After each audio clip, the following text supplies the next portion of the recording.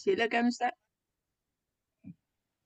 A'udzubillahi minasyaitonirrajim. Bismillahirrahmanirrahim. Alhamdulillah salatan wa salaman ala Rasulillah wa ala alihi wa ashabihi ajma'in. Qala Allah Ta'ala rabbi shrah li sadri wa yassir li amri wahlul 'uqdatam min lisani yafqahu qawli. Subhanaka la ilma lana illa ma 'allamtana innaka antal alimul hakim. Rabbi yassir wa la tu'assir, Rabbi tammimil khair ya arhamar rahimin. Assalamualaikum warahmatullahi wabarakatuh. 138. Kita akan lihat ayat surah Ali Imran 138. Alhamdulillah, pertamanya puji dan syukur buat dan milik Allah Subhanahu wa taala. Salawat serta salam kepada Rasulullah sallallahu alaihi wasallam dan kepada para sahabat dan mereka-mereka yang istiqamah di atas jalan agama ini sehingga hari kiamat. Tekan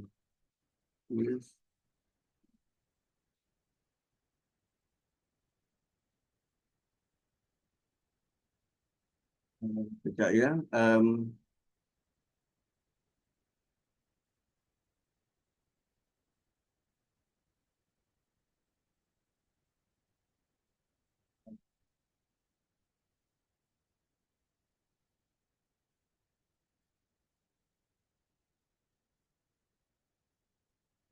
Saya balas mesej sekejap. So, baru dapat keputusan apa? Keputusan tentang mimpi tu. Keputusan tentang mimpi daripada Noh Gadot. Okey. So, nanti tentang keputusan mimpi tu kita ulas kat ujung dekat selepas habis kelas. So, ayat sebelum kita lalui tentang apa nama, wasari'u ila maghfiratin min rabbikum 134. Kemudian bagaimana kita mau berakhlak dengan baik, dengan lebih baik. Kemudian Allah beritahu tentang sunnatullah, peraturan-peraturan. Lalu dengan peraturan itu Allah suruh kita mengembara atas muka bumi ini dan perhatikan apa yang berlaku dekat sekeliling kita. Dan ayat 138 pada malam ini Allah Subhanahu wa taala berfirman, hadza bayanul linnas wa hudaw wa mau'izatul lil muttaqin. Apa yang Allah sebut daripada ayat 134 itu semuanya ialah bentuk penerangan, bayan, penerangan.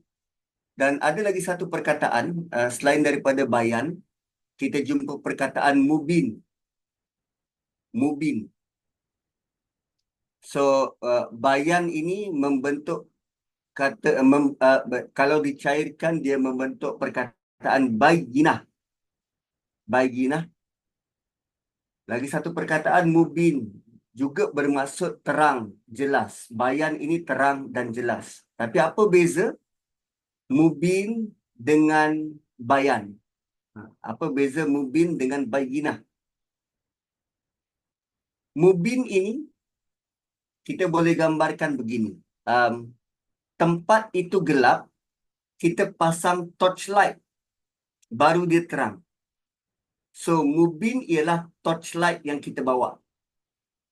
Kita datangkan sesuatu untuk menjelaskan benda tu. Katalah nama saya Hamzah. Nama saya Maisarah. Maisarah. Tapi tuan-puan belum jumpa dengan Maisarah ni. Saya kata saya ada kawan nama dia Maisarah. Tuan-puan belum jumpa Maisarah ni. Jadi tuan-puan berteka-teki, Maisarah ni lelaki ke perempuan? Kalau ikut nama, bunyinya macam perempuan, Maisarah. Tapi Maisarah yang mengiringi Nabi, pekerja kepada Khadijah, orangnya lelaki. Kan? So, selagi belum jumpa orangnya, tuan-puan belum jelas tentang dia punya identiti. Gitu. Mubin adalah benda yang kita bawa, barulah benda tu jelas dan terang. Sedangkan bayan, The thing itself sudah jelas dan terang. Bayan itu adalah torchlight tu. Dia memang jelas dan memang terang. Gitu. Kedua-duanya bermaksud penjelasan, penerangan, tetapi konteks berbeza. So, haza ini merujuk kepada Quran ataupun keterangan ayat-ayat yang disampaikan sebelum ini. Bayan berasal daripada perkataan bayana, penjelasan ataupun keterangan yang jelas. Betapa peraturan ayat-ayat yang sebelum ini benar-benar menjelaskan bagaimana manusia boleh dapat dua syurga, apa yang dia perlu buat, bagaimana dia boleh berakhlak dengan lebih baik. Linnas. Dan prasyarat yang berada di atas itu bukan hanya untuk orang beriman, tetapi kepada keseluruhan manusia. Bayangkan kalau kita punya kehidupan kita penuh dengan manusia-manusia yang cuba untuk mana cuba untuk ni kazimin al-ghaidh yunfiquna fis sarra'i wad dharra ataupun wal 'afina 'anil nas. Ini kan kebaikan untuk seluruh manusia. Dia bukan hanya berfungsi kepada orang beriman, tetapi untuk seluruh manusia. Dan ini adalah bentuk apa nama? Universal value. Universal value menjadi pedoman petunjuk kepada seluruh manusia. Wahudan. Dan Quran itu bukan sekadar penjelas kepada seluruh manusia, dia juga bimbingan, pemandu, memandu manusia untuk menuju berjalan di atas jalan kebenaran, memandu manusia untuk menjalankan ketaatan. Dan Quran ini dia pasti akan beri hidayah, membantu kepada siapa pun yang mencarinya. Wa mau'izah. Mau'izah ni lazimnya kita ertikan sebagai nasihat. Mau'izah juga bermaksud pelajaran. Cuma selalunya nasihat kita guna perkataan apa? Nasihat lah kan? Nasihah ataupun wasiat. Apa dalam surah mana tu? Watawasaw bil haqqi watawasaw bis sabr. Nasihat menasihati. Tapi di sini Allah guna mau'izah. Mau'izah ni maksudnya satu bentuk nasihat, satu bentuk pelajaran yang begitu menyentuh hati, yang memberi kesedaran, terutamanya berkaitan dengan mengenal Tuhan. Itu erti mau'izah. Mau'izah, perkataan yang menyentuh jiwa. So, Quran berfungsi sebagai peringatan yang boleh menyentuh jiwa. Tadi saya baru lepas apa nama menyampaikan dekat surau dekat surau ke masjid, surau Al-Falah, surau Jumaat Al-Falah dekat Bangi. So saya berkongsi dengan orang lama. Berkongsi dengan orang lama tentang surah Kahfi. Well, biasanya bila berkongsi dengan orang lama ini, dia ada banyak macam ragam lah. Perkongsian pula sebulan sekali. Jadi bila dah sebulan sekali ni, setiap kali kita mula kelas, saya tanya, okey, bulan lepas, kita dekat ayat yang mana? Masing-masing geleng kepala. Masing-masing geleng kepala. Tapi setiap kali itulah, saya tanya geleng kepala, well, iyalah, pelajar-pelajar ni lelaki. Lelaki ni, dia susah nak datang pergi surau untuk bawa buku nota, pen untuk menyalin. Memang jarang nampak. Kalau nampak tu memang jenis bersungguh, dengar, teliti. Biasanya kalau mengajar dekat surau masjid ni, kebanyakannya akan bersandar kat tiang. Jadi bila ustaz bercakap kat depan, dia macam diulit intan, kan? Bagai ada apa nama sleeping gas keluar macam tu. So kita pun ngajar je lah macam biasa. Tetapi yang menjadi kepelikan ialah setiap kali mengajar di surau di masjid ini, pasti akan ada dapatan-dapatan baru, bentuk-bentuk idea dan ilham baru untuk menyampaikan. Saya bawa contoh begini. Selama ni tuan-puan, setiap kali saya sampaikan ayat 5, 6, 7, 8, 9 dan 10 surah Kahfi ini,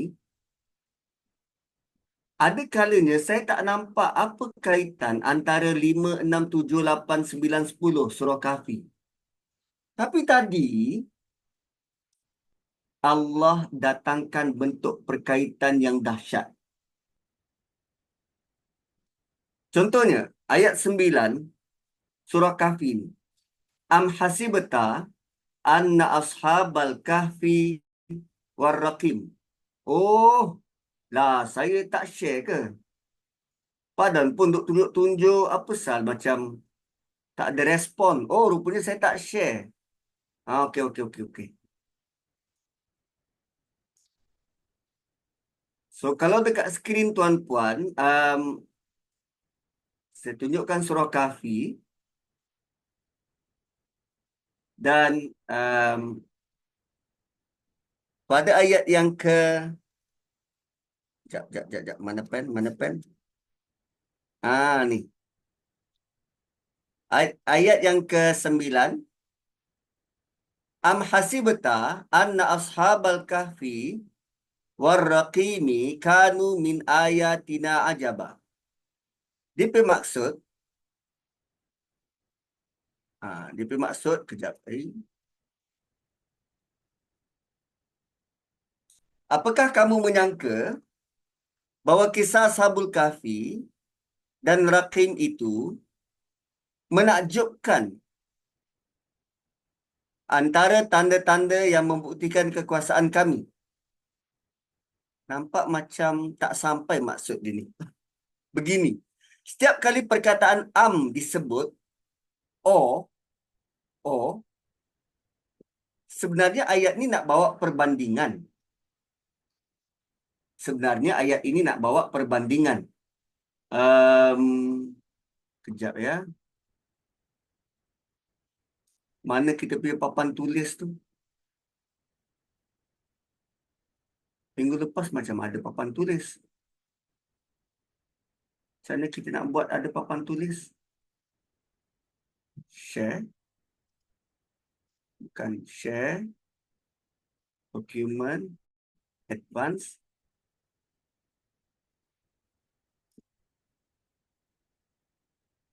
Kat mana saya share papan tulis tu?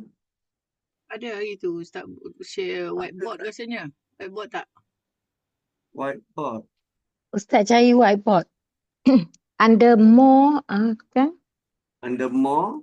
Lepas tu dia ada request host to start cloud. Lepas tu bawah tu ada whiteboard.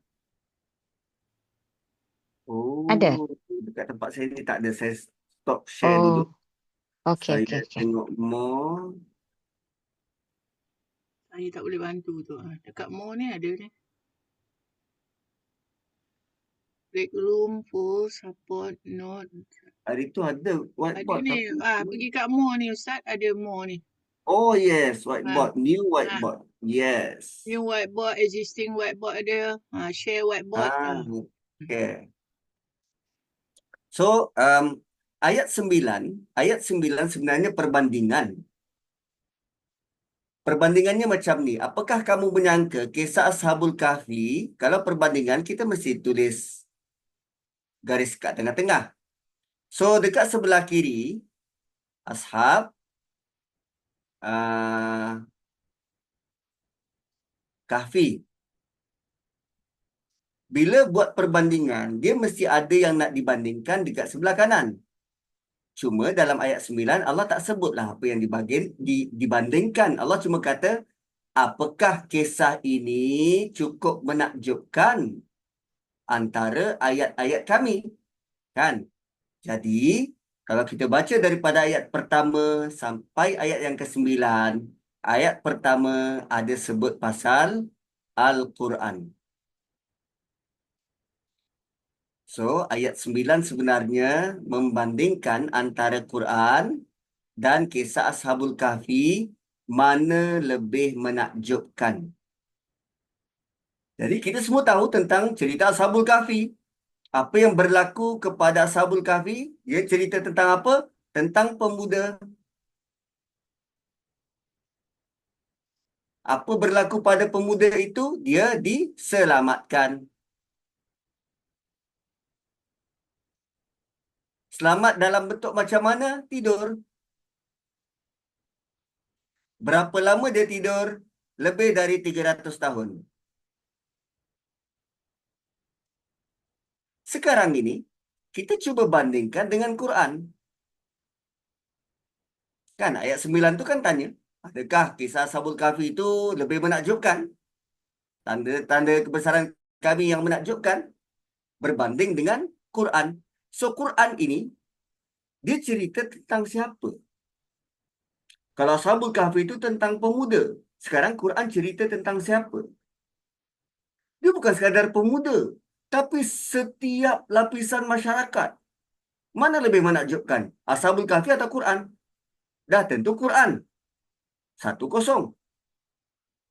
Sekarang Ashabul Kahfi. Ceritanya tentang Allah selamatkan mereka. Selamat daripada apa? Pemimpin yang zalim, pemimpin yang kejam. Bila mereka selamatkan diri ni? Sebelum dibunuh. Sehari sebelum dibunuh. Kan mereka sudah ditangkap, berjaya meloloskan diri, mahu dibunuh. Lalu mereka melarikan diri ke gua. Dan Allah selamatkan mereka. Cuba tengok apa yang Quran tawarkan. Dalam dalam surah Kahfi ini. Seawal ayat kedua, Quran datang untuk beri warning kepada kita akan berlaku ba'san syadida. Ayat kedua, peperangan dahsyat. So, warning kepada Ashabul Kahfi satu hari sebelum untuk selamatkan mereka. Kan, satu hari sebelum. Sekarang ini, warning dari Quran terhadap perang besar. Kita akan ada perang besar, tuan-puan. Perang dengan siapa? Perang dengan Dajjal. Boleh bacalah tu kan. Perang dengan Dajjal. Bila perangnya ni, tak tahu. Tapi peringatannya sudah datang lebih daripada 1446 tahun dulu. Kalau ini sehari sebelum Allah selamatkan mereka. Sekarang, tentang Dajjal. Bahaya tak ni? Bahaya, sangat bahaya. Tapi peringatannya, beribu tahun sebelum Dajjal keluar, Quran sudah turun untuk beri peringatan. Mana lebih menakjubkan? Kisah Ashabul Kahfi ataupun Quran? Dan cara Allah selamatkan dengan sesimpel mereka tidur. Sesimpel mereka tidur. Dan cara Quran selamatkan kita, sangat banyak cara. Bukan hanya pada waktu kita tidur, sewaktu kita berjaga, kita berjalan, kita tidur, kita bermain, kita makan. Setiap masa Allah selamatkan. Tak percaya? Baca Ayatul Kursi.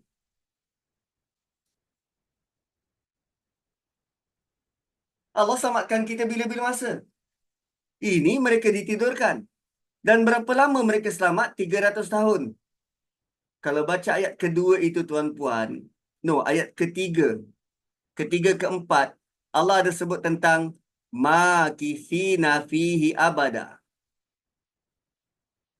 Mereka menunggu dengan excitement di dalam syurga abadan, selama-lamanya. Ini 300 tahun je. Tapi kita bakal selamat selama-lamanya dalam syurga. Unlimited. Tak ada sebut pun masa. So, mana lebih menakjubkan? Dah tentu Quran. Sebab tu kalau kita baca ayat seterusnya, kalau begitulah Quran menawarkan kita bentuk perlindungan, maka berdoalah seperti mana Ashabul Kahfi berdoa, Rabbana atina min ladunka rahmah wa hayyi lana min amrina rasyada. Oh, dahsyat. So, itu a glimpse, mau'izah, peringatan, bentuk peringatan. Yang ni saya stop sharing dulu. Bentuk peringatan yang kita boleh dapat daripada Quran. Dahsyat tak Quran? Dahsyat. So, hadha bayanul linnas wa huda wa mau'izatal. Mana dah tadi? Hadha bayanul linnas. Ni surah apa ni pula? Nisa, Mudathir, Ali Imran. Hadha bayanul linnas wa huda wa mau'izah. Nasihat yang berguna, petunjuk yang berguna lil muttaqin, kepada orang yang mahu jaga diri. Siapa lagi bertakwa ke atas tu? Kan Allah ada sebut orang-orang yang bertakwa. Mereka inilah. Ada muhsinin dekat atas ni. Uiddat lil muttaqin, orang-orang yang mahu mencari syurga.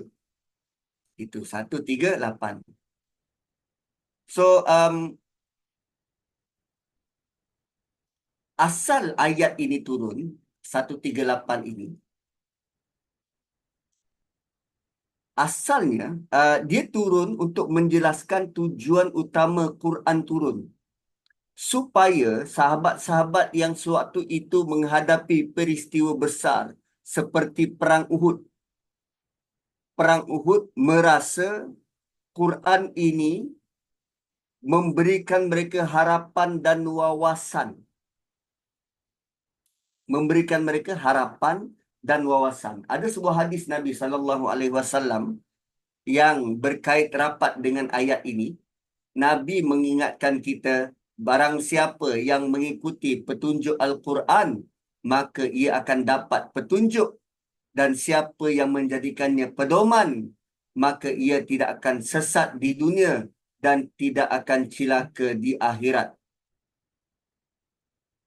Dan sebenarnya ayat ini mengulangi kalam Allah pada surah Baqarah ayat kedua, Zalikal kitabu la raiba fih hudal lil muttaqin. Begitu. So, Quran dia bawa satu, dua, tiga. Tiga idea besar ini. Bayan, dia jelas. Hudan, dia menjadi petunjuk, pedoman. Dan juga mau'izah, nasihat yang baik. Nasihat-nasihat yang menyuluh hati. Begitu. Saya ambil salah satu daripada kalam ulama, mufassir, terutamanya daripada Ar-Razi. Ar-Razi, dia punya komentar terhadap ayat ni, dia menyebut bahawa hudan merujuk kepada panduan Quran yang lebih tinggi dan mendalam yang akan dirasakan oleh orang-orang yang bertakwa. Hanya mereka yang ada iman yang dapat petunjuk dari Quran dengan cara yang baik. Iman itu akan menjadikan ayat-ayat Quran ini berfungsi sebagai petunjuk yang baik. Sebab kalau tanpa iman, ada je kita tengok profesor dekat Oxford yang tidak pun beriman dengan Quran tapi dapat menyampaikan, jadi profesor mengajar Quran. Tapi apa yang diajar tu tak dapat convert dia untuk mengimani Quran. Ada.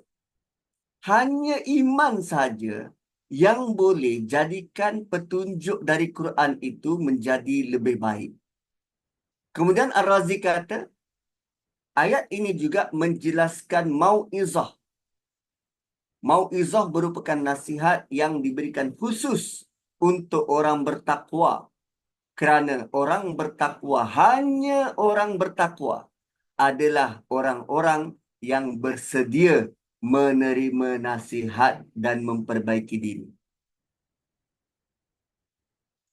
Satu, apa nama, sifat ataupun sikap takwa itu diletakkan dekat hujung. Quran sudah turun sekian lama. Tapi kalau kita tiada sikap takwa ini, kita takkan dapat benefit bayan, takkan dapat benefit huda, dan takkan dapat benefit mau'izah dari Quran. Begitu. Okay, next. Ayat 139. Wala tahinu wala tahzanu wa antumul a'launa in kuntum mu'minin. Dan janganlah kamu merasa lemah, janganlah kamu berduka cita, sedangkan kamu adalah orang yang tinggi darjat jika kamu orang beriman. Kejap. Macam kita dah lalui ayat ni. Ke belum? Wala tahinu wala tahzanu wa antumul a'launa in kuntum mu'minin. Kan macam kita dah lalui. Tak apalah. So wala tahinu, wahan, kata akar dia wahan.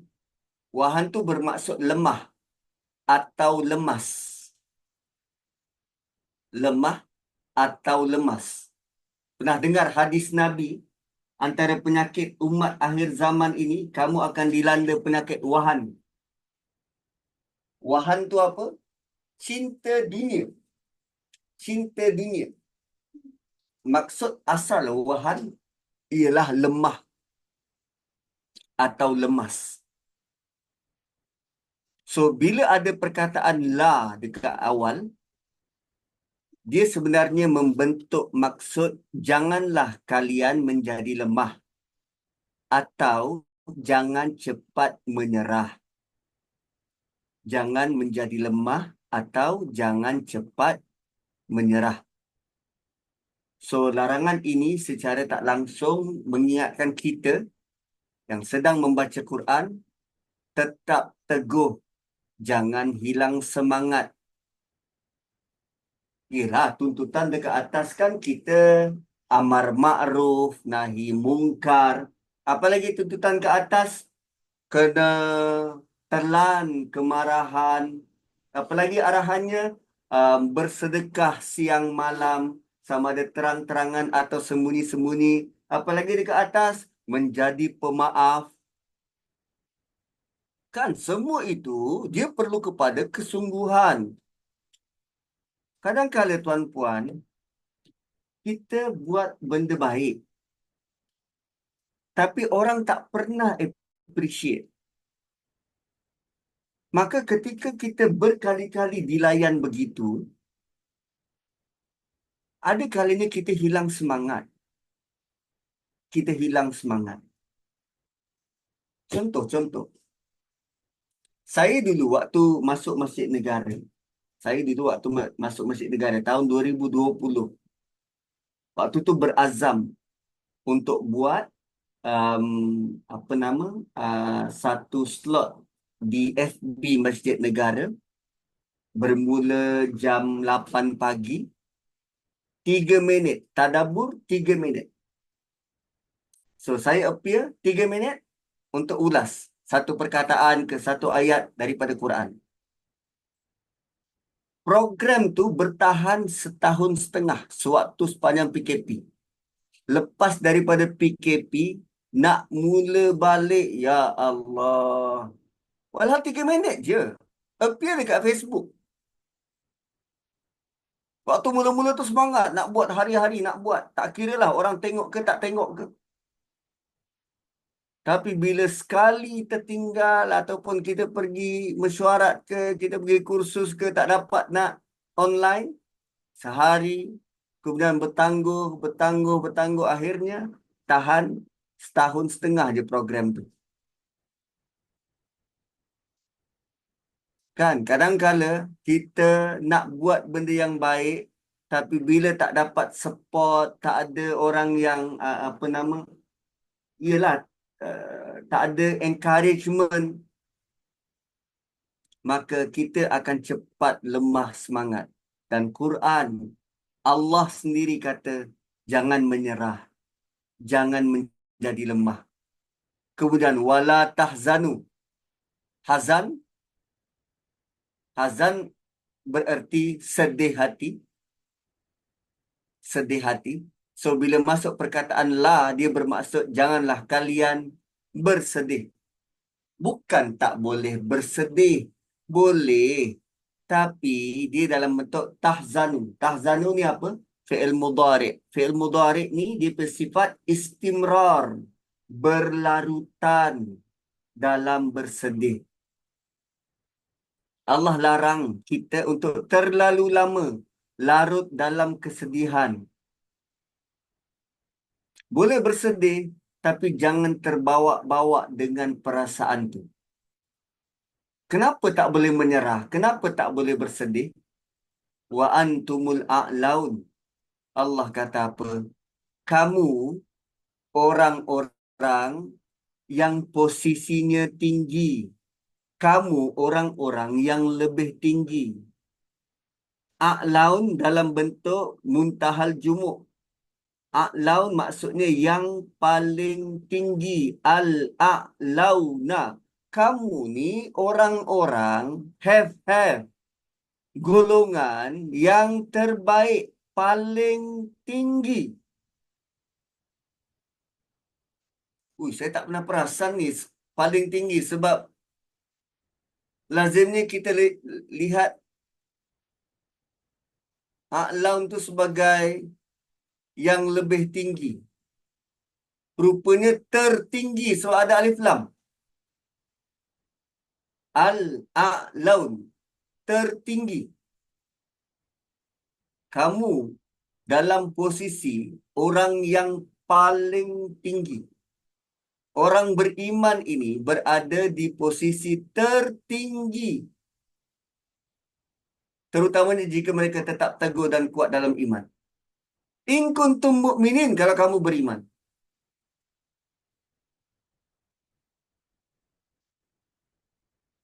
Dahsyat. Dan ayat ini dia menyokong menyokong yang ini. Ayat 13 surah Kahfi.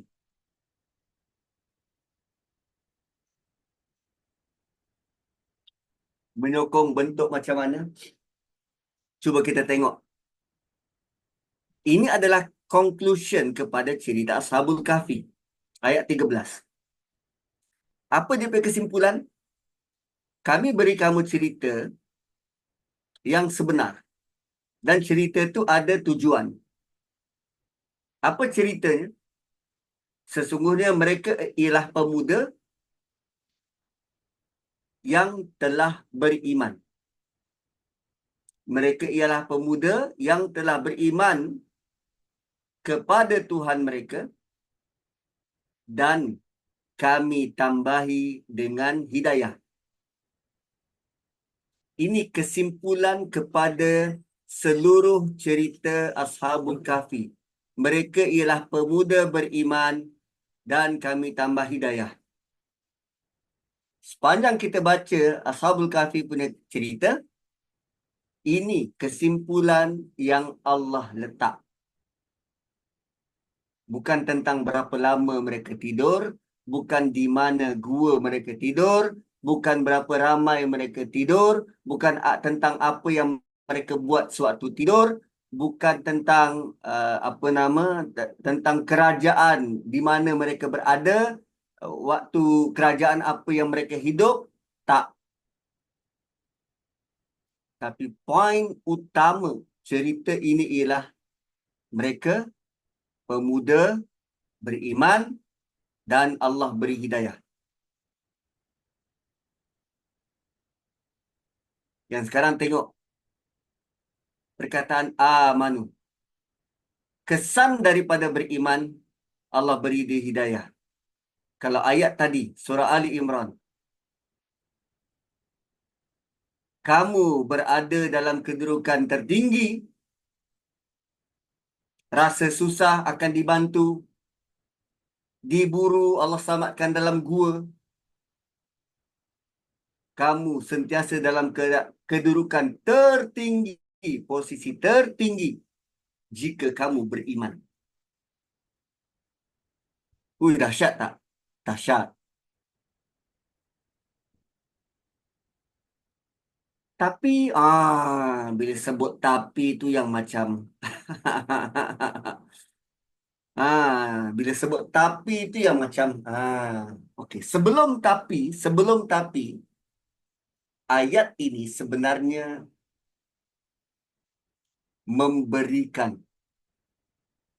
memberikan satu bentuk ketenangan kepada pejuang-pejuang perang Uhud. Waktu itu kan diorang kalah. So bila kalah, sedih. Bila kalah, mereka takut. Bila kalah perang, mereka tahinu, lemah. So Allah turunkan ayat ini untuk memberi peringatan, pelajaran, motivasi supaya mereka tak putus asa walaupun mereka kalah.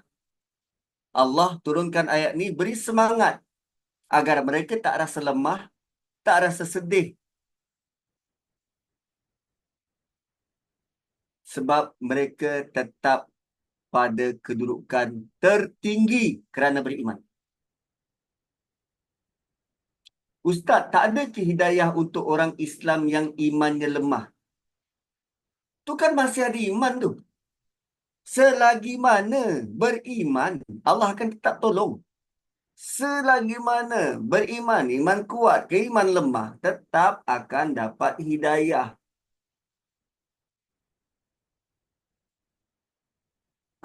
Sebab saya belum sentuh yang tapi tu. Saya belum sentuh yang tapi. Tapi, ada antara kita yang ternyata, ialah imannya lemah. Sekarang ni kita nak tengok. Iman tu bagaimana? In kuntum mu'minin. Iman tu macam mana? Macam mana nak gambarkan iman?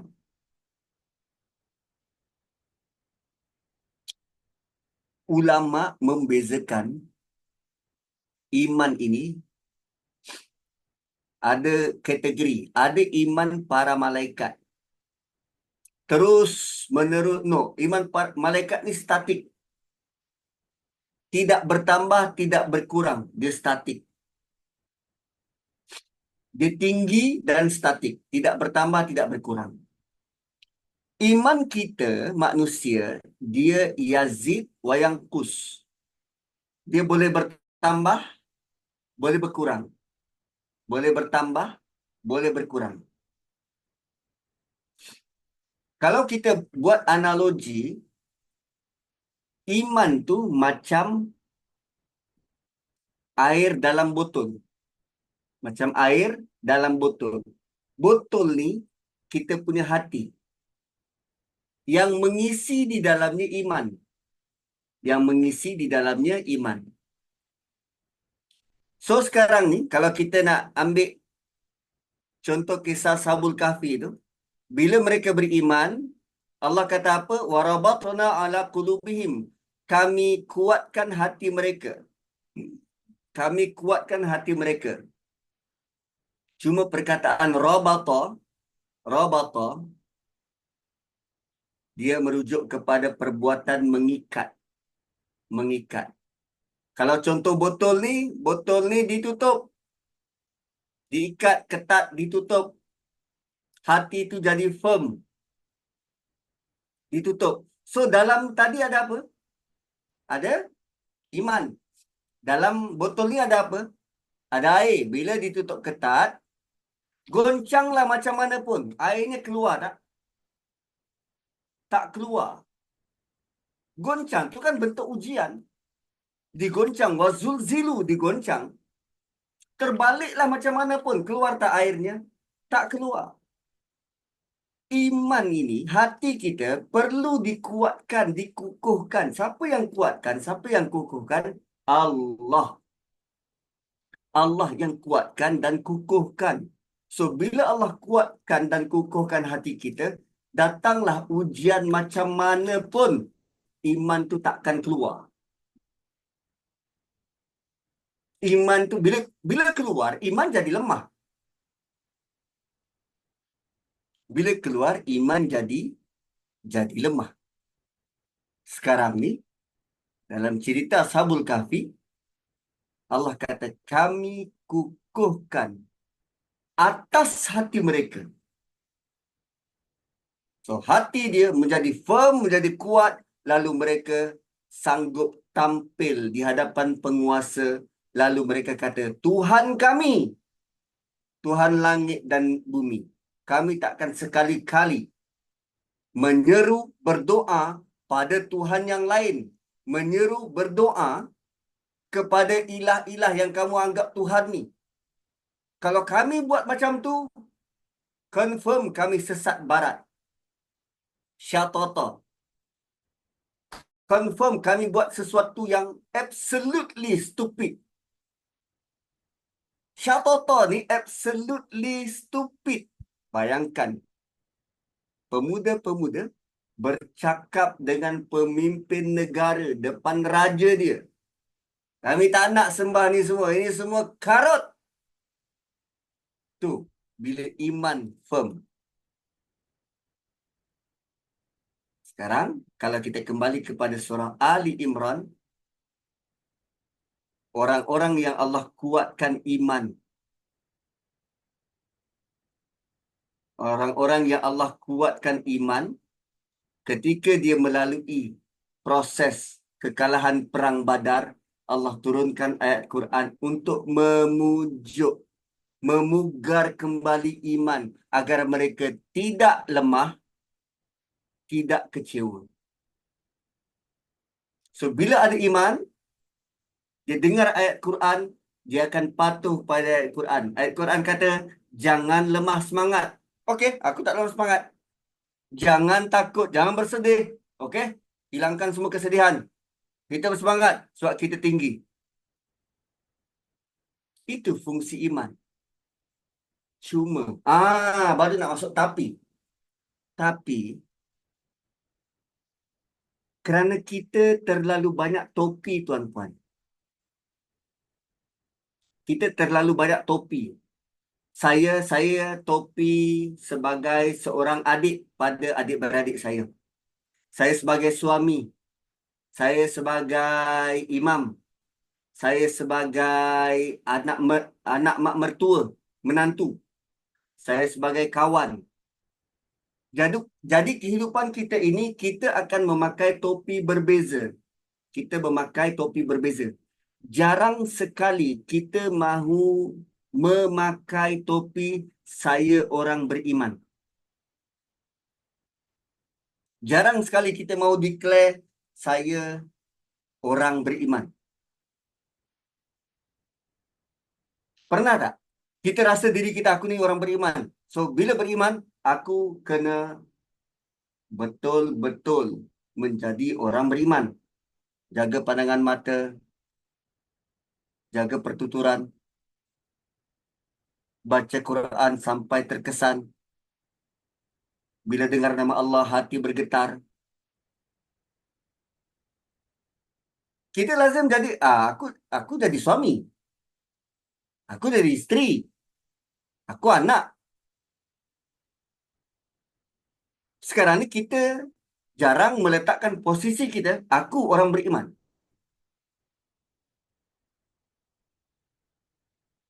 Malah jarang sekali nak sebut, aku ni orang Islam. Kan? So, kesedaran kita tentang aku ni orang beriman. Bila kita sedar begitu, kita akan berusaha untuk tambah iman. Apa lagi aku perlu buat untuk aku jadi lebih kuat iman aku? Kan? Malah benefit paling besar, antara benefit besar menjadi orang beriman, Nabi pernah berpesan pada kita. Sungguh menakjubkan keadaan seorang mukmin. Semua urusannya baik. Dia sentiasa win-win situation. Semua urusannya baik. Kalau dia senang, dia bersyukur. Dan kesyukuran itu baik bagi dia. Kalau dia susah, dia bersabar. Dan kesabaran itu baik buat dia. Win-win. Sentiasa win-win.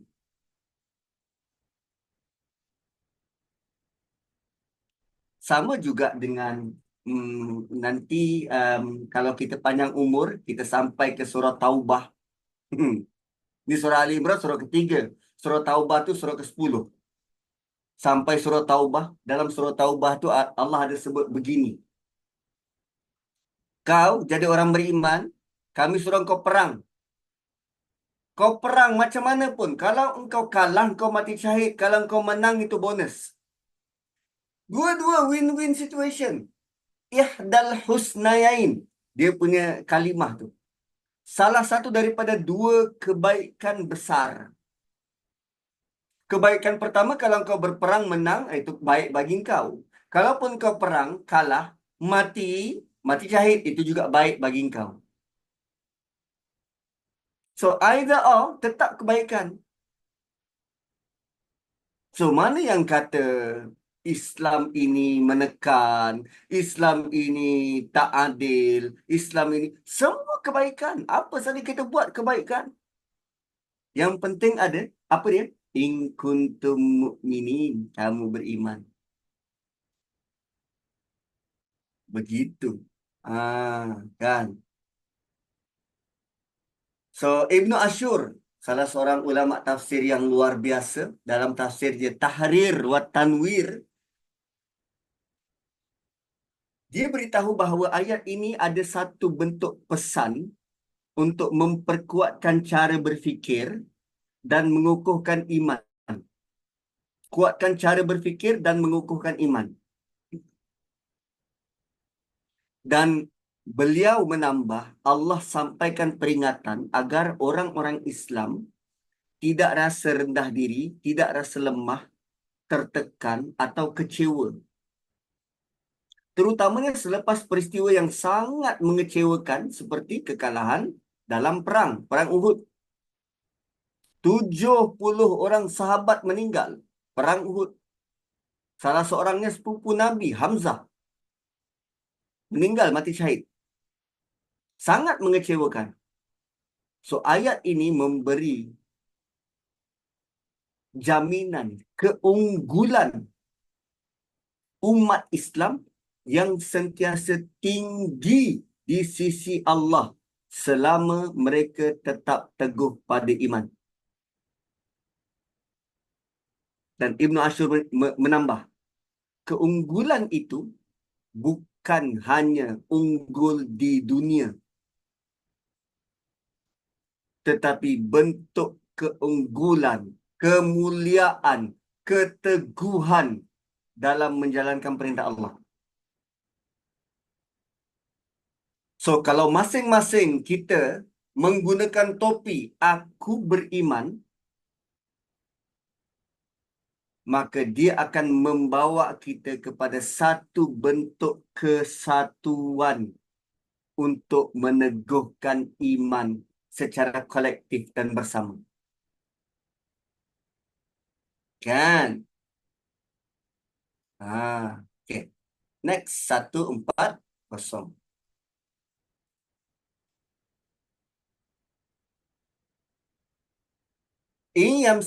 Yamsaskum qarhum faqad massal qauma qarhum mithluh.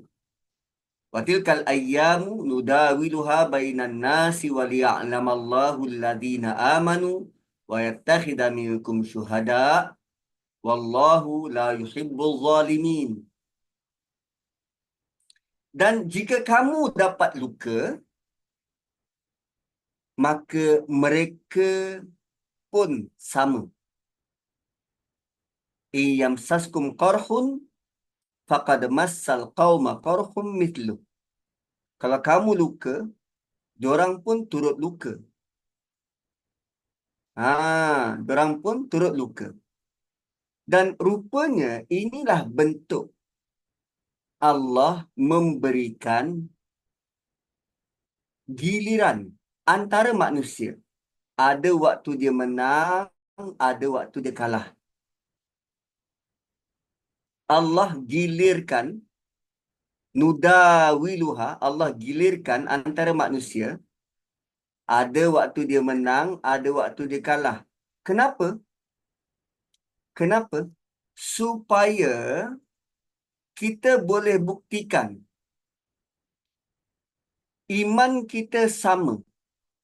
Kalau kita menang, kita bersyukur. Kalau kita kalah, kita bersabar. Supaya kita boleh buktikan pada Allah, siapa yang benar-benar beriman, siapa yang boleh jadi syuhada, mati syahid.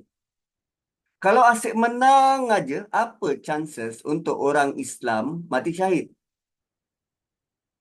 Tak gitu. So, sengaja Allah gilirkan menang, kalah. Supaya ada orang yang boleh buktikan dia benar-benar beriman. Kalau dia kalah, dia bersabar. Dan supaya boleh jadi mati syahid. Wallahu la yuhibbuz zalimin. Dan Allah tidak suka kepada orang-orang yang zalim. So, Nabi pernah pesan, seorang mukmin yang kuat, dia lebih baik dan lebih dicintai oleh Allah daripada mukmin yang lemah. Namun, masing-masing ada kebaikan. Sama ada dia mukmin kuat atau mukmin lemah, selagi mana dia beriman, dia tetap ada kebaikan. Maka oleh itu, bersemangatlah atas apa yang bermanfaat bagimu. Mintalah pertolongan pada Allah dan jangan merasa lemah. Itu pesan Nabi SAW. So, Ar-Razi tentang ayat ni, dia menyatakan bahawa ayat ini merupakan motivasi kepada kaum muslimin untuk tetap kukuh dan kuat. Dan dia melihat bahawa putaran kemenangan dan kekalahan adalah sunnatullah yang adil, ketetapan Allah yang adil. Sebab dunia ini adalah tempat ujian, bukan tempat ganjaran, bukan tempat yang abadi. Sengaja Allah tetapkan sistem pergiliran, pergantian ini, supaya kita, manusia, dapat belajar untuk tak terikat dengan dunia. Dan kita sedar bahawa Allah memiliki hikmah yang sangat dalam.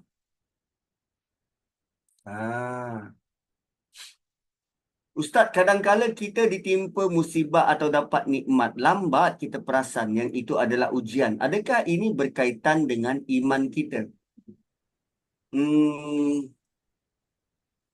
Dah lupa nak buat macam mana. Lupa tak ada kaitan dengan iman. Kan?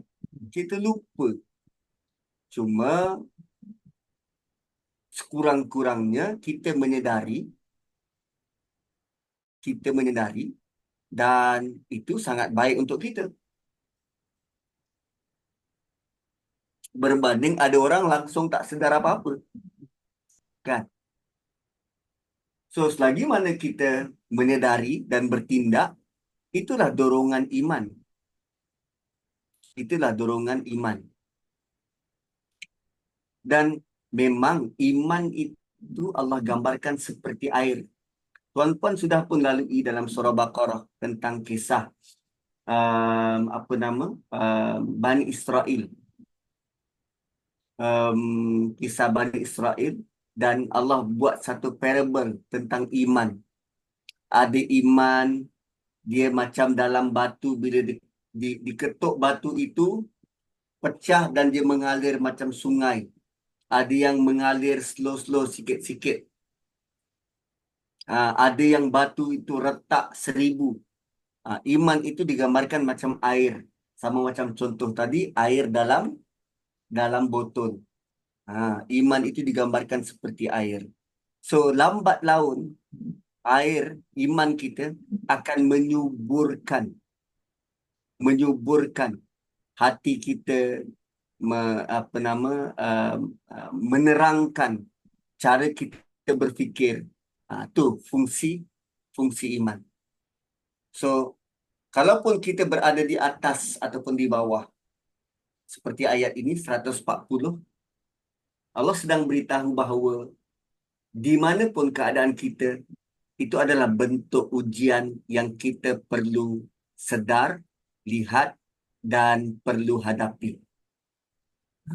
Dan Allah tak suka orang zalim. Kenapa disebut zalim dekat belakang ni? Kerana zalim bermaksud meletakkan sesuatu bukan pada tempatnya. Meletakkan sesuatu bukan pada tempatnya.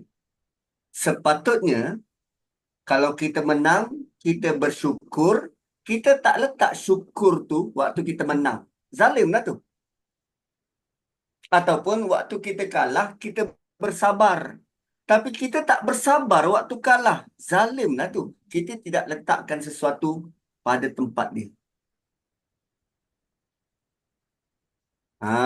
Gitu. Dan ada juga orang, bila sebut zalim, ada juga orang, waktu menang, dia punya bersyukur. Waktu menang, dia punya bersyukur. Tapi waktu kalah, apa dia buat? Ini sebab Tuhan tak sayang aku. Dia menyalahkan pula Tuhan. Bukan itu zalim ke? Zalim.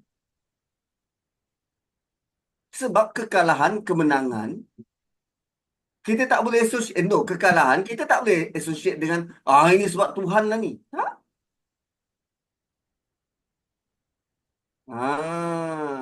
Kan? So, penutup ini menunjukkan bahawa kekalahan kaum muslimin bukan disebabkan oleh Allah, melainkan kerana kesalahan dan kelalaian manusia, terutamanya dalam kes Perang Uhud.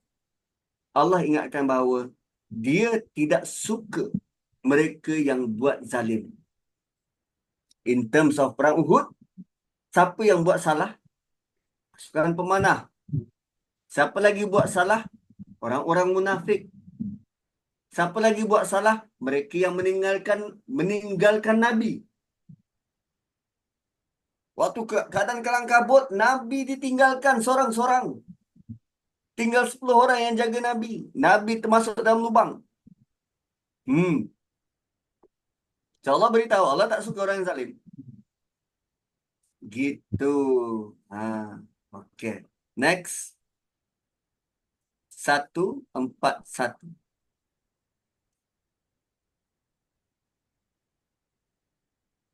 وَلِيُمَحِّصَ الَّذِينَ آمَنُوا وَيَمْحَقَ الْكَافِرِينَ. Dan bila digilirkan menang kalah, selain daripada nak tahu siapa yang beriman dan nak bagi peluang orang mati syahid, penggiliran menang kalah juga sebenarnya tujuannya adalah untuk membersihkan jiwa orang beriman. Membersihkan orang beriman ketimbang orang tidak beriman dan membinasakan orang-orang kafir. وَلِيُمَحِّصَ الَّذِينَ آمَنُوا وَيَمْحَقَ الْكَافِرِينَ. So apa maksud waliyumahhisa? Mahasa bererti memurnikan. Mahasa ni memurnikan. Dia juga bermaksud membersihkan. Memurnikan, membersihkan atau menjernihkan. So, kalau dalam konteks ayat ini, Allah mahu memurnikan atau membersihkan jiwa orang yang beriman dari dosa atau sebarang kelemahan mereka. So, peperangan itu menang atau kalah, dia merupakan ujian yang Allah tetapkan kepada orang beriman untuk sucikan mereka dari kesalahan, dari sebarang dosa, dari sifat yang menghalangi kedekatan mereka pada Allah. Bila sebut menghalangi, tuan-puan, kita selalu tertanya-tanya tentang doa kita. Kan, tentang doa kita. Hari itu saya ada tengok video penerangan dari Ustaz Adi Hidayat. Dia beritahu macam ni. Ketika kita berdoa, doa kita tu pasti Allah makbulkan. Pasti Allah makbulkan. Cumanya bila Allah makbulkan, doa yang diterima itu kita tak boleh accept. Kita tak boleh terima sebab diri kita mungkin ada penutup. Apa bentuk penutupnya? Mungkin ada benda yang kita buat haram, kita makan benda haram. Mungkin kita ada tengok benda haram. Mungkin kita ada pakai pakaian yang haram. Mungkin kita ada sebut benda-benda yang haram. Mungkin, ni.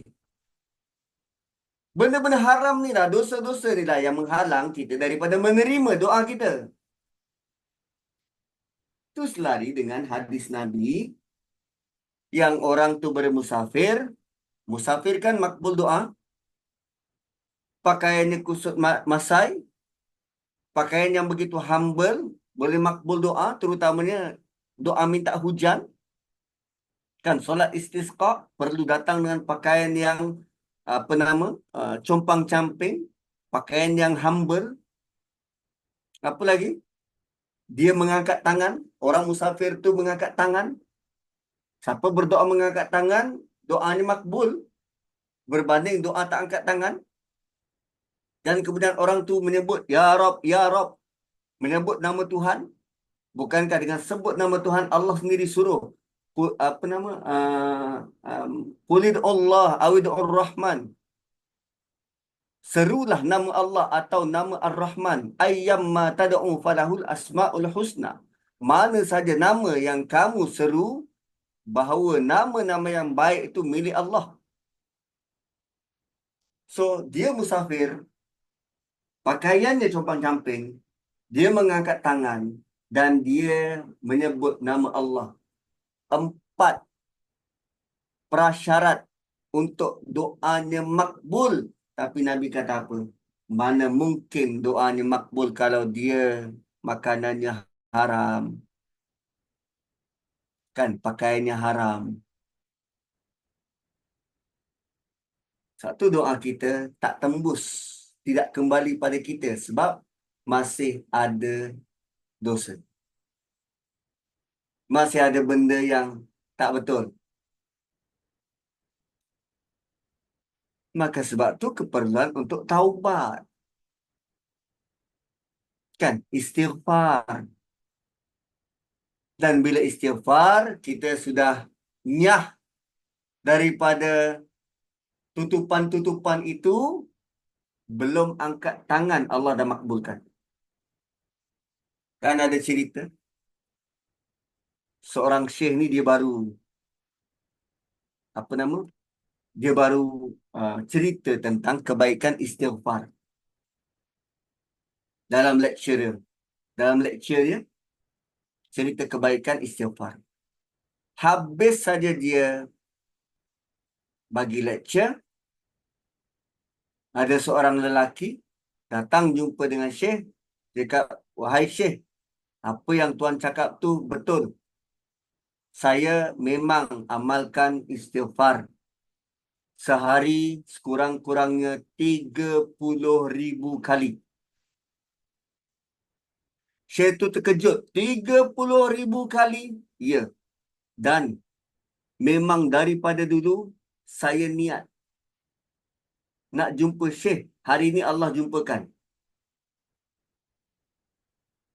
Saya memang ada niat nak jumpa Syekh. Allah jumpakan. Sedangkan saya bukan siapa-siapa. Satu hari saya berusaha untuk istighfar 30,000 kali. Syekh itu kata, apa yang kau dapat? Apa yang kau dapat? Dan orang ni bagi tahu. Allah makbulkan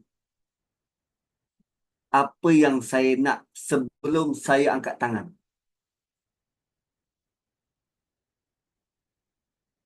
Tu level dia. Allah makbulkan apa yang saya nak sebelum saya angkat tangan. Oh, dahsyat tuan-puan. Dahsyat.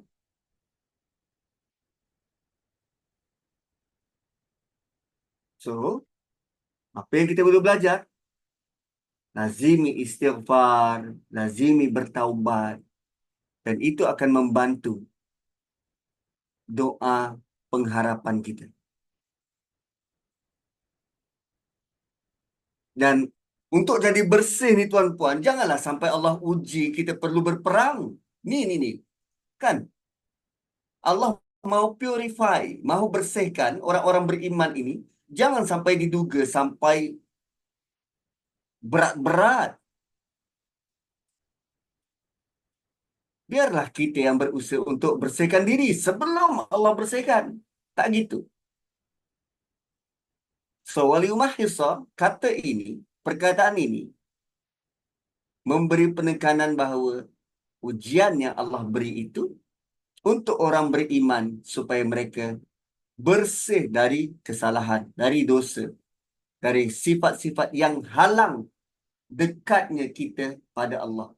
Itu waliumah hisa. Kemudian wayam haqal kafirin. Yam haqa berasal daripada perkataan mahaqa. Mahaqa ni maksudnya hancur dan binasa. Hancur dan binasa. So, apa berlaku dalam perang Badar? Allah benar-benar menghancurkan dan membinasakan orang-orang yang paling kuat menentang Nabi. 70 orang semuanya. Yang paling top, Abu Jahal. Dan selepas perang Badar, tak lama lepas tu mati, Abu Lahab. Tu. Untuk membinasakan, menghancurkan, menyingkirkan orang-orang kafir supaya tak ada lagi penentang-penentang besar Nabi SAW. Tu wayam haqal kafirin. Kan seorang Muslim, bila dia ditimpa penat,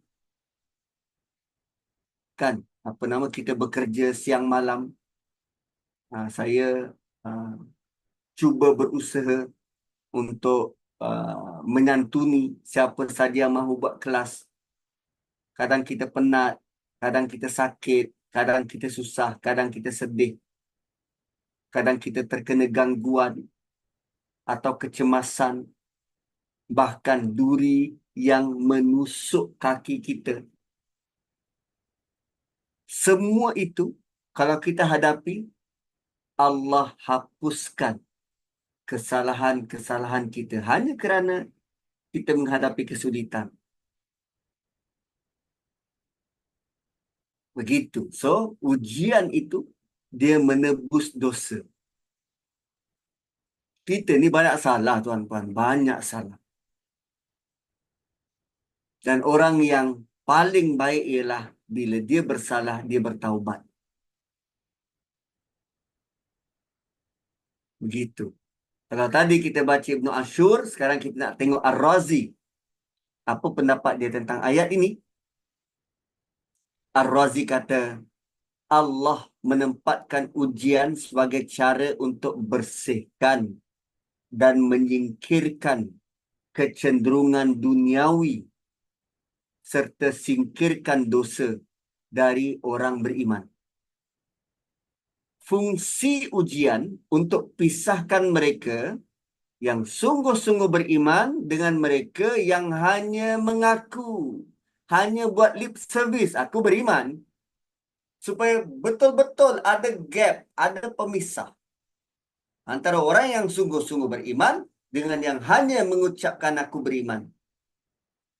Dan ayat ini memperlihatkan kasih sayang Allah terhadap orang beriman dengan cara berikan mereka peluang bertaubat untuk hapuskan dosa melalui ujian dan kesulitan yang mereka hadapi.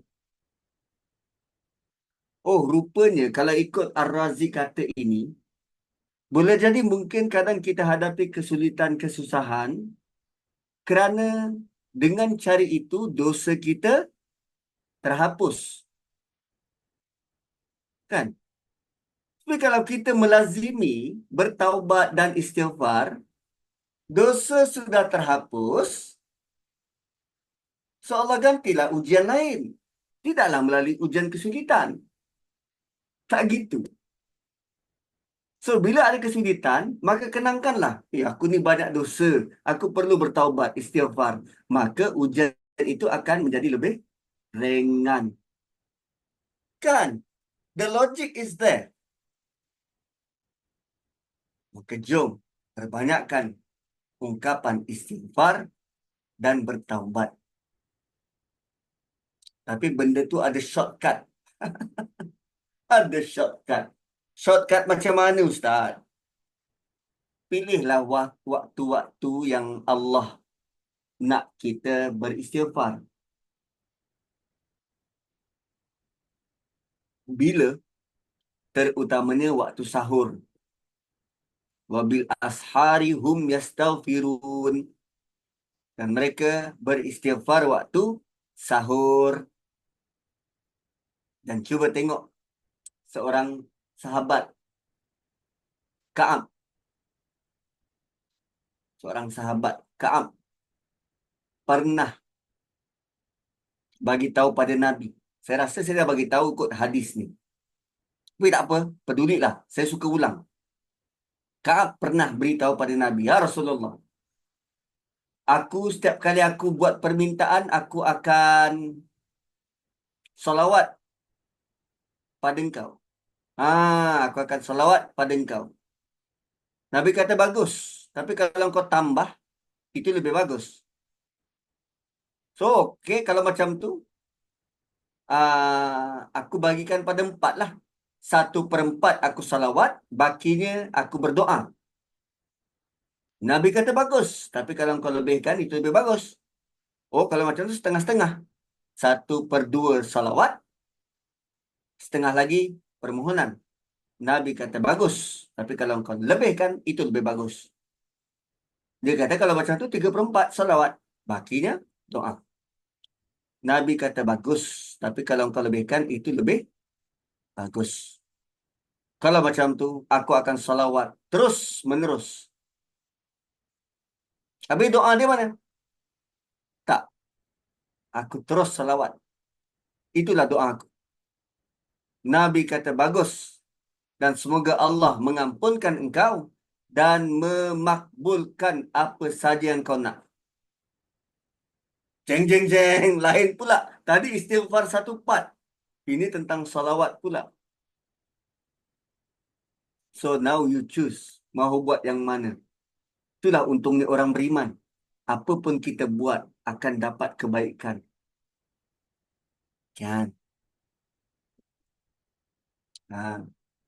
So ayat ini memberi pemahaman ayat 141 bahawa ujian bukan hanya untuk mengukur keimanan tetapi untuk menyucikan orang beriman dari kesalahan dan sebarang kekurangan.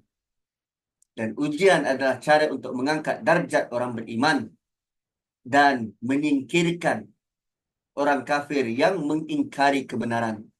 Proses inilah Allah bimbing orang beriman menuju keimanan yang lebih tulus. Kalau tadi ada yang tanya tentang iman lemah. Yang tahu iman kita lemah atau kuat, Allah. Jadi bila iman kita lemah, Allah akan sediakan ujian-ujian untuk memastikan iman kita semakin kuat dan semakin kuat. Tak gitu. Begitulah Allah pada kita. Dan 142. Aha. 142 ini.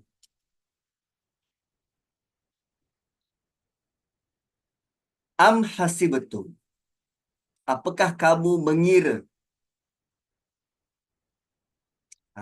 Apakah kamu mengira? Antadkhulul jannah. Bahawa kamu akan masuk syurga. Tadi surah Kahfi itu pun am hasibtum. Apakah kamu mengira kan? Di sini am hasibtum juga. Apakah kamu mengira kamu akan masuk syurga? Kan tadi bila kata am, dia mesti ada perbandingan. Dia mesti ada perbandingan. So sekarang ni kita tengok ayat ini. Apa perbandingannya? Satu part masuk syurga. Satu part lagi. Walamma ya'lamillahu alladhina jahadu minkum. Allah belum lagi tahu siapa-siapa antara kamu yang berjihad. Wa ya'lamas sabirin. Dan belum tahu lagi siapa yang bersabar. Apa maksud belum tahu? Adakah Allah belum tahu? Allah Maha tahu. Jadi ayat ni nak ditranslate macam mana? Begini. Saya bawa contoh macam ni.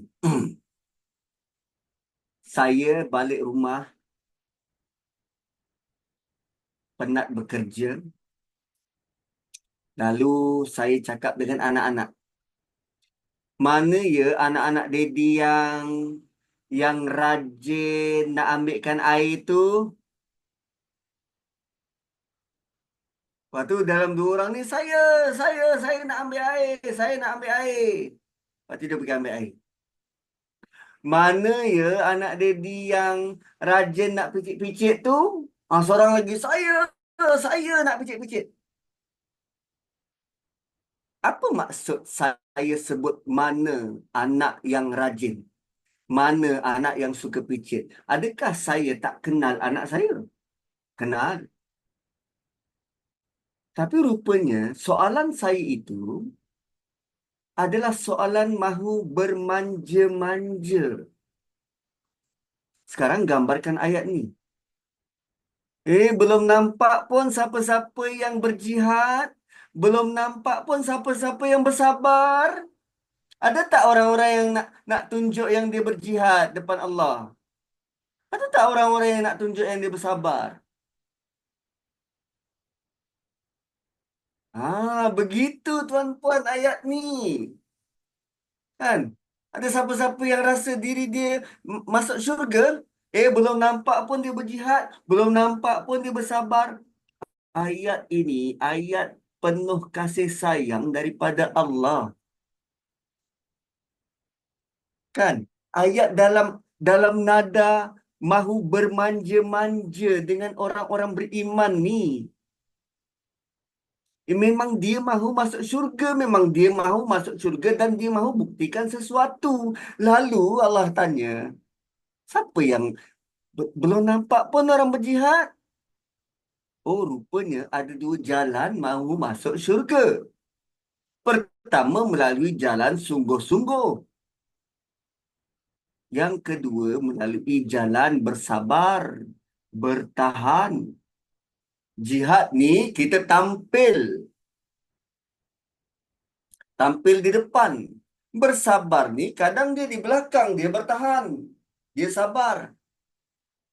Berjihad mungkin dia jenis manusia yang ekstrovert. Bersabar orang yang introvert.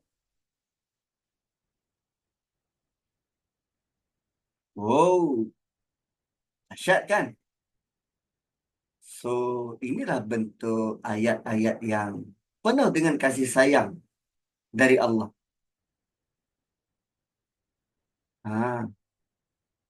Dan Ibnu Ashur punya pandangan. Dia melihat bahawa syurga bukanlah hadiah yang diberikan begitu sahaja tanpa kita buat sesuatu. So, ujian yang Allah beri itu sama ada kita nak memperlihatkan kekuatan kita atau kita nak menunjukkan ikhlasnya iman kita. Dan jihad di sini bukan hanya jihad perang, tetapi apa juga perjuangan dalam apa juga bidang selagi kita hidup. Kita mungkin berjuang menegakkan kebenaran. Kita mungkin berjuang menjaga keimanan. Dan jangan lupa, kita juga sering berjuang bersabar untuk hadapi ujian.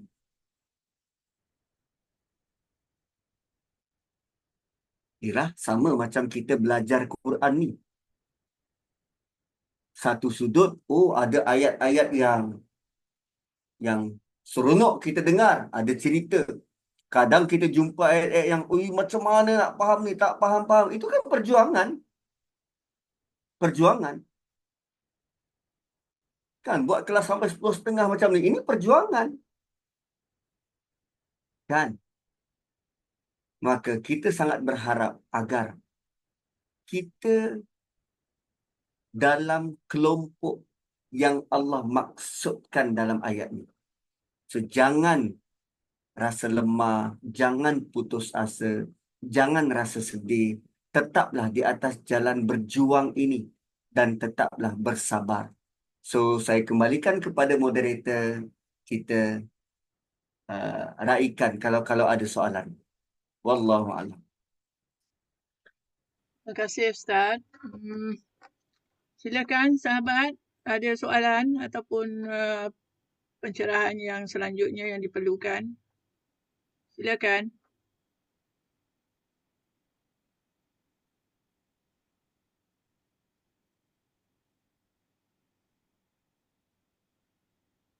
Semua dah tidur ke?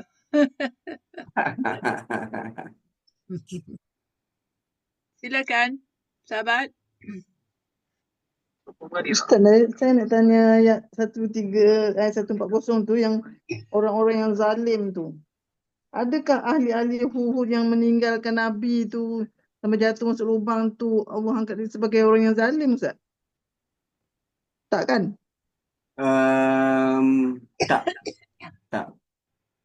Orang yang zalim dekat perang Uhud tu adalah orang-orang munafik 300 orang yang patah balik, lari daripada medan perang, patah balik. Orang-orang yang meninggalkan Nabi naik ke bukit, yang itu Allah tegur. Yang itu Allah tegur. Sebab waktu Nabi jatuh dalam lubang tu, ada 10 orang, 9 daripadanya orang-orang Ansar, 1 orang Muhajirin. Mereka inilah yang berkawal nak jaga Nabi. Nabi pengsan. Mereka berkawal nak jaga Nabi menghadapi serangan tentera. 9 orang Muhajirin tu semuanya mati syahid. Yang hidup seorang Muhajirin. Yang kekal di situ jaga Nabi. Sehinggalah Nabi sedar semula dan para sahabat yang lain yang tersedar meninggalkan Nabi patah balik. Okey. So, 2 bentuk kezaliman dalam perang Uhud. Pertama, pemanah yang lari daripada posisi.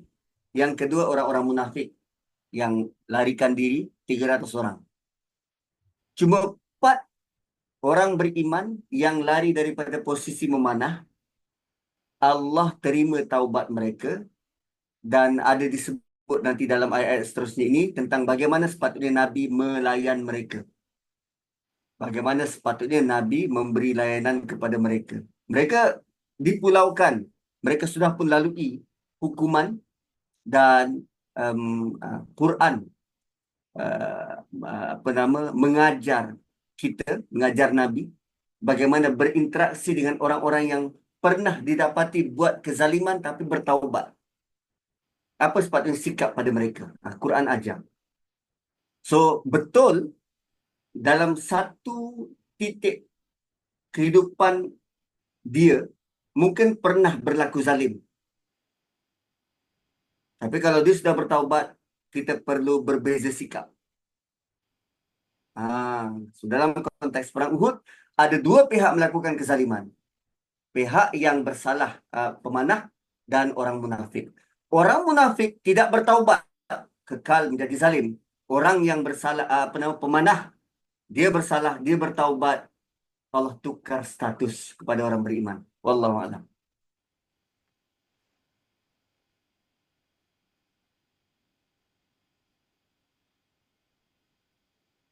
Ada lagi soalan? Silakan. Ustaz, Ya. mengapa dalam ayat 140 dan untuk mukmin dia kata dia gunakan present tense, tapi bila kafir tu dia guna padahal perang yang sama. Dia guna past tense. Faqad massa dengan in yamsaskum. Okay. Untuk orang-orang kafir, bila dia guna past tense, past tense ni antara sifat dia ialah benda tu pasti berlaku. Kalau past tense digunakan untuk dalam ayat present tense, okay? Kalau past tense digunakan dalam ayat present tense, dia menggambarkan perkara itu pasti berlaku. Sama ada berlaku sekarang atau akan datang, dia pasti berlaku. Kalau yang ini diguna present tense, yang saskum, engkau bukan luka hari ini je.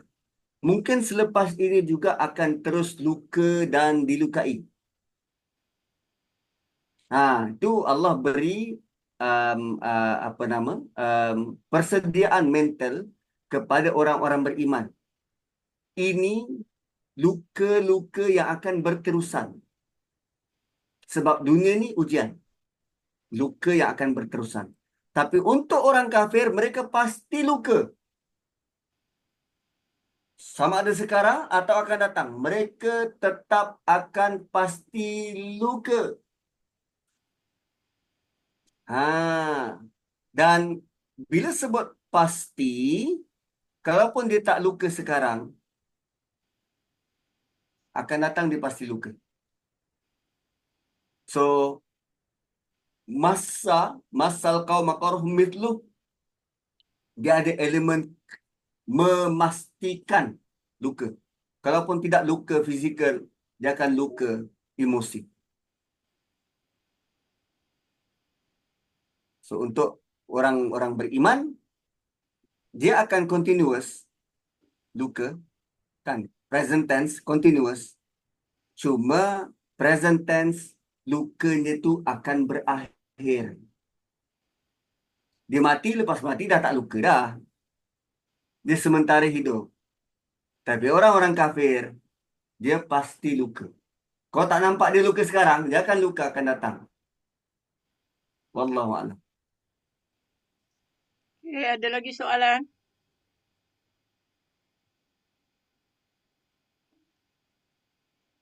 Ustaz, saya nak tanyalah ni macam nak dikatakan yang pasal ujian tadi yang meningkatkan lagi bila dah bertaubat apa semua dan sabar.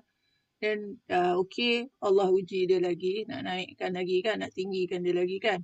Tapi kan yang benda yang simple macam ni lah banyak yang saya lihat lah kalau kat masjid-masjid tu. Setengah-setengahnya tu dia asyik dia nak solat. Tapi diuji dengan selalu sangat batal wuduk dia. Adakah itu dia kena bertaubat dan sebab dia banyak dosa ke macam mana? Ataupun dia yang sakit? Macam mana tu Ustaz? Itu Okey. ujian juga tu. Nak Betul. meningkatkan iman dia. Dia nak kena berjihad pula yang bila bab semayang ni dia kena berjihad dengan benda dengan wuduk selalu. Sebab batal wuduk kan. Macam mana tu? Sedangkan kalau tak silap saya adalah yang ahli fiqh ni beritahu kita boleh ambil wuduk yang membenarkan kita apa tu, walaupun dah batal, kita boleh teruskan sembahyang. Tapi start satu fardu yang sunat boleh banyak kali digunakan.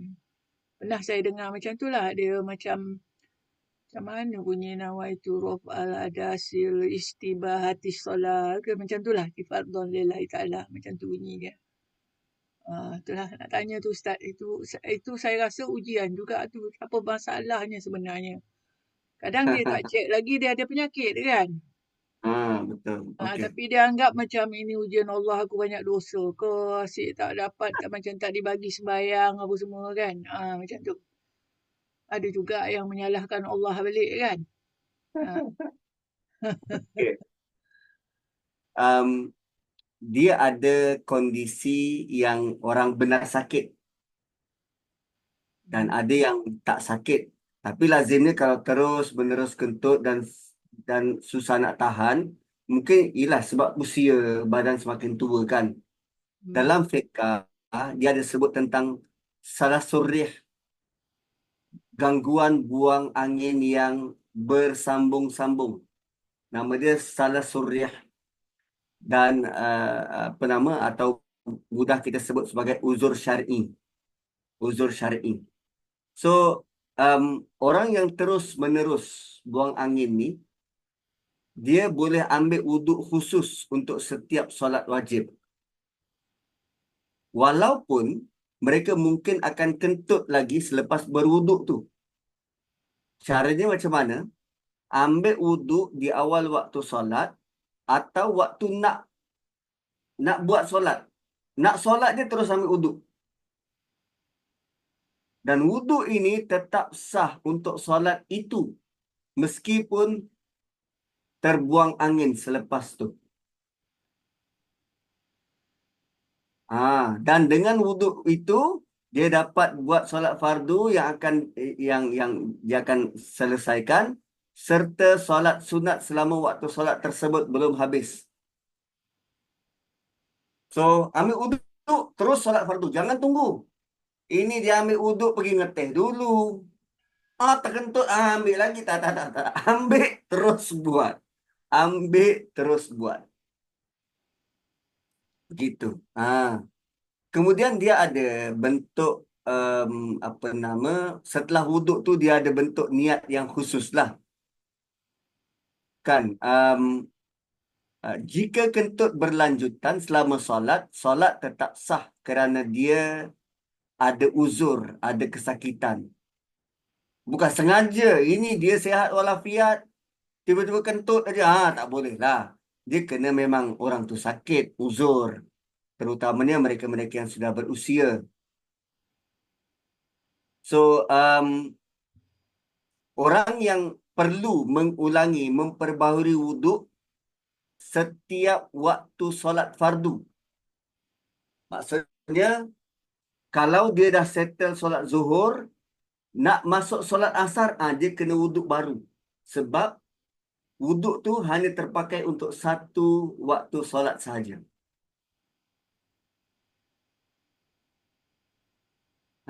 Bagi mazhab Syafi'i, mereka yang ada kondisi macam ni, mereka tidak membatalkan wuduk setelah itu.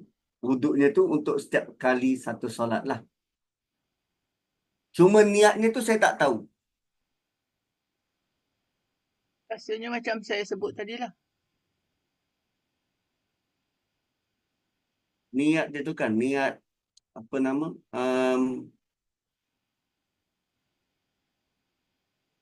Aku berniat mengambil wuduk untuk menghilangkan hadas kecil demi mengerjakan solat zuhur. Meskipun aku memiliki uzur buang angin yang berkesinambungan. Atau boleh, itu macam panjang sangat. Atau boleh dia niat, aku berwuduk untuk solat fardu dengan uzur kerana Allah. Saat kita ada uzur tu kan. Gitu. Bagaimana pula dengan takdir Ustaz? Contoh ada orang hidupnya tak pernah senang. Adakah kerana dosa juga? Yang tadi berkait dengan dosa juga ke Ustaz? Ada yang yang tak sakit tu berkait dengan dosa juga ke? Yang dia terpaksa berjuang untuk melawan. Bila dia nak solat dia kena macam tu. Bila nak solat dia kena macam tu. Okey, dia untuk memahami takdir ni, takdir bukan hanya berlaku kalau kita tak senang dalam hidup. Contohnya diuji dengan kentut-kentut macam ni. Ada orang tak kentut, tak solat juga. Kan? So, sama ada orang tu hidup tak pernah senang atau hidup sentiasa senang, kedua-duanya ada dosa dan ada pahala masing-masing. So, kita tak tahu adakah ujian yang datang pada kita tu kerana dosa atau semata-mata ujian. Kita tak tahu. Ulama hanya mengulas tentang kemungkinan. Mungkin sebab dosa kot, tapi tak pasti pun.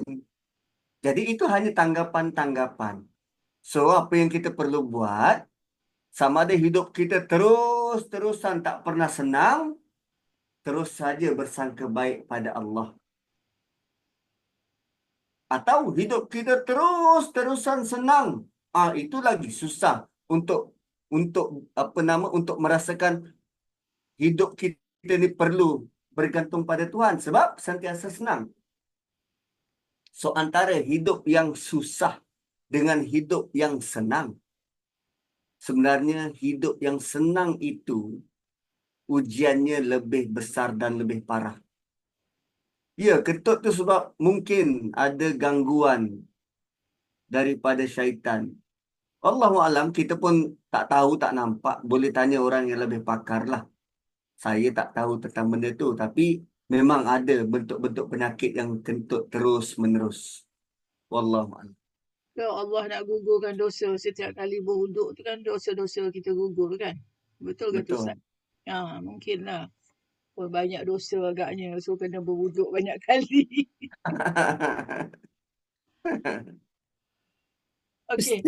Ustaz tadi Ustaz silakan. kata Ustaz nak cakap pasal keputusan mimpi tu macam mana tu Ustaz? Okey, keputusan mimpi. Keputusan mimpi. Okey, dapat tadi daripada grup apa nama? YB Menteri. Pencerahan berkaitan mimpi bertemu Rasulullah. Kan ada kes apa nama Tuan Guru Haji Hadi mimpi bertemu dengan Rasulullah. Lalu dia ada sebut tentang muka hitam. Muka hitam. Cuma sebab Tuan Guru ni kan orang lama. Jadi bahasa-bahasanya pun agak klasik. Dia tidaklah berniat mengatakan Nabi tu muka ni hitam. Tetapi apa yang dia alami, dia melihat Nabi tak gembira. Muka hitam ni merujuk kepada Nabi tak suka, Nabi tak gembira, Nabi marah. Begitu. Tapi sebab, macam itulah internet kan. So, ini adalah apa nama keputusan daripada pengurusi Muzakarah MKI, Datuk Haji Noh bin Gadot. Dia panjang, dia lebih kurang ada 5 muka surat. Cuma kesimpulannya ialah apa yang dilalui oleh mereka-mereka yang diberi kesempatan mimpi bertemu dengan Nabi. Mimpi bukanlah dalil syarak dan tidak boleh dijadikan hujah untuk menetapkan sesuatu hukum, sama ada hukum tu halal, wajib ataupun haram. Lalu, hanya mimpi para nabi dan rasul saja merupakan mimpi yang boleh dibuat hujah syarak kerana Allah melindungi mereka. Dan mimpi orang Islam ada 3 peringkat. Peringkat pertama, bisikan jiwa. Peringkat kedua, godaan syaitan. Dan peringkat ketiga, mimpi khabar gembira. Maka berbahagialah mereka yang mendapat mimpi yang ketiga. Itu kesimpulan. So, mimpi kita ni ada 3 jenis. Bisikan jiwa, gangguan syaitan, ataupun khabar gembira. So, mimpi jumpa dengan Nabi lazimnya merupakan khabar gembira. Cuma, katakanlah saya juga mimpi bertemu Nabi. So, itu adalah pengalaman peribadi saya. Jadi, apa pun terkandung dalam mimpi itu, saya tidak oblig perlu beritahu pada orang lain. Katakanlah dalam mimpi itu Nabi pesan, "Hai Nazri, engkau kalau nak keluar rumah, engkau baca surah Al-Kafirun 17 kali. Confirm kau selamat." So, saya yang terima nasihat itu, saya tak perlu hebahkan seluruh dunia. Okey, kelas, saya dapat mandat daripada Nabi melalui mimpi. Kita kena baca Al-Kafirun 17 kali. Nabi dalam mimpi itu berinteraksi dengan saya, bukan dengan semua orang. So, saya tak boleh reveal pada orang, saya dapat ajaran baru. Tak boleh. So, itu pengalaman peribadi. Satu bagi orang awam ni, bila dia mimpi jumpa Nabi, tak boleh cerita pada orang. Walaupun tiap-tiap minggu dia mimpi jumpa Nabi. Itu adalah khabar gembira untuk dia, khusus untuk dia. Bukan perlu disebar pada orang lain. Kan? Dan ada ada pendapat-pendapat yang sangat rigid berkaitan dengan mimpi jumpa Nabi ini.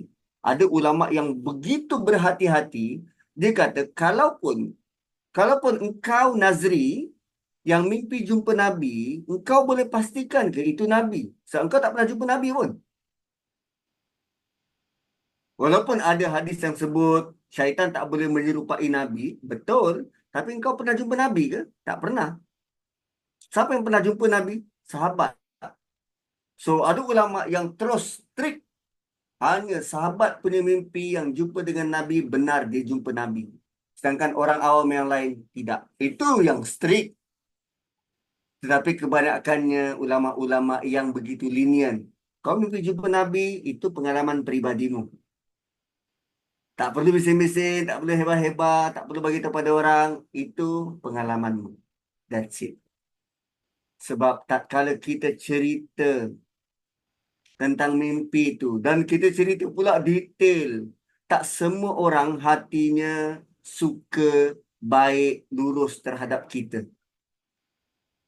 So, akan ada orang yang suka cakap yang bukan-bukan.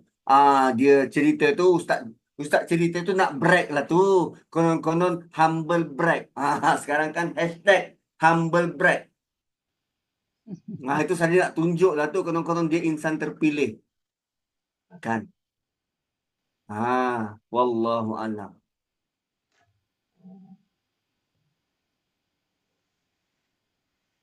Okey, ada lagi soalan? Silakan.